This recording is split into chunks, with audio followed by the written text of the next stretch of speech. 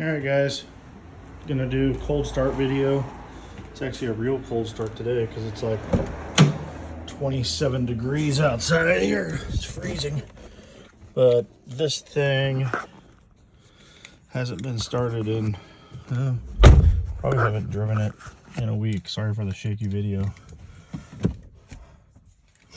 But starts up awesome every time. So, there it is, minus the